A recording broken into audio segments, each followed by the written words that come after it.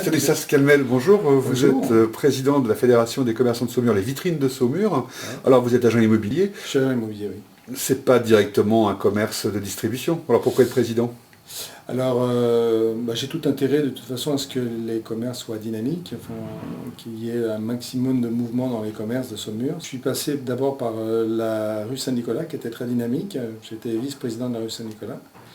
Et puis, par principe, quand j'ai quitté la rue Saint-Nicolas pour m'installer rue d'Orléans, je me suis mis dans l'association des vitrines de Saumur. Et puis l'ancien président était parti, il fallait trouver un nouveau président. Je ne me suis pas présenté, on m'a demandé d'y aller, donc j'ai accepté le poste, puisque l'association avait besoin d'un vice-président, donc j'ai dit oui. Alors comment se portent les vitrines aujourd'hui? Plutôt bien, puisqu'en fait on était à peu près à une soixantaine d'adhérents et on est monté pratiquement à 100 puisqu'on a 2 personnes hier qui m'ont dit vouloir adhérer aux vitrines. Ils trouvent qu'il y a beaucoup plus de dynamisme qu'avant et puis ça plaît aux gens. Alors ça bouge au niveau commercial, au niveau associatif. On vient de voir qu'au nord, en fait, une association de commerçants vient de se créer. Oui. La galerie Leclerc, bien sûr, et puis McDo, les commerçants autour. Vous avez Cap Sud aussi qui s'est dynamisé au Champ Blanchard. Oui. Donc les vitrines de Saumur, c'est le centre-ville? Alors non, parce qu'en fait, d'abord je leur souhaite la bienvenue. J'espère que pour eux, ça va marcher, parce que toute personne qui prend ce genre d'initiative de créer une association, je la salue ouvertement, surtout si c'est pour faire venir du monde dans Saumur. Moi, c'est le but principal. Hein. Et donc aujourd'hui, on a des adhérents un peu partout. On a des adhérents aussi bien route de Rouen. On a d'ailleurs un partenaire qui est Renault, qui nous aide beaucoup. On a certainement Timmerman qui va venir nous rejoindre, qui est sur Bagneux. On a le boucher de Saint-Hilaire-Saint-Florent qui risque de venir nous rejoindre. On a la caverne des particuliers. Nous, on travaille de notre côté, en effet, avec des animations qui se font souvent plus dans le centre. Pour autant, on a mis en place des chèques cadeaux qui sont utilisables chez tous les commerçants saumurois. Donc tout le monde a intérêt à ce que ça fonctionne. On a vendu 16 000 € de chèques cadeaux, donc je pense que tout le monde y retrouve son compte. Donc n'hésitez pas à venir nous rejoindre. Alors il y a un serpent de mer dans la région qui s'appelle le parking du centre-ville. En fait, on ne peut pas de toute façon rendre l'intégralité du centre gratuit. Ça, c'est impossible, parce que si on a 5000 habitants sur Saumur, si on rend l'intégralité des places gratuites, les 5000 personnes qui habitent sur Saumur vont venir se garer. Donc on est bien obligé d'avoir du parking payant.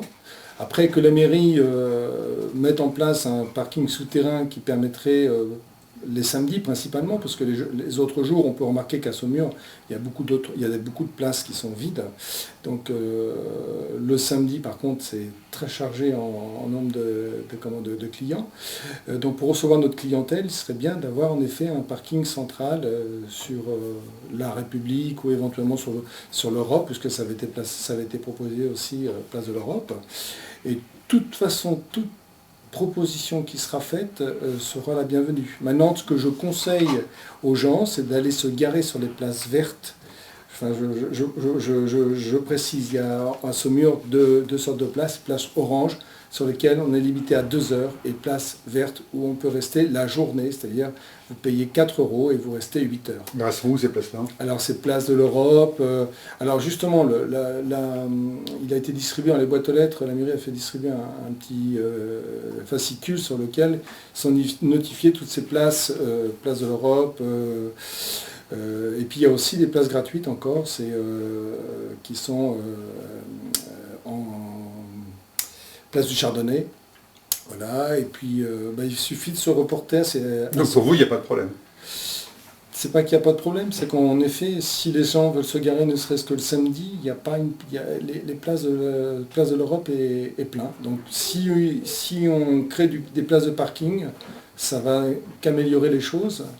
Et je suis évidemment pour la création de parking. Vous ne voyez pas que le paradoxe en fait, des commerçants qui se plaignent du parking, ça va un petit peu à leur encontre, en fait, ça fait une mauvaise publicité, on ne va pas en centre-ville parce qu'on ne peut pas se garer?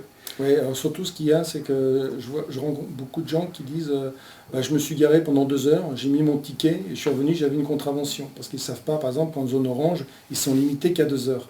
Ils vont rester 2 heures et demie et là, automatiquement, ils ont une contravention et ça les énerve d'avoir payé. Et donc c'est pas qu'ils ne veulent pas payer les gens, mais ils veulent savoir exactement. Donc il faut informer quoi. Et vous êtes paritaire avec la mairie, vous vous êtes vu sur le sujet? On se voit, on parle beaucoup avec le maire, avec M. Dufour aussi, pour essayer de trouver des solutions. Le but étant de satisfaire le plus grand nombre de commerçants sur ce mur, pour que tout le monde soit satisfait, et qu'ils n'aient pas des remarques constantes de leurs clients qui veulent faire des courses et qui n'arrivent pas à faire leurs courses parce qu'en fait ils sont stressés par le parking. Donc il ne faudrait pas qu'ils soient déroutés sur le Leclerc alors qu'on a tout sur le centre-ville.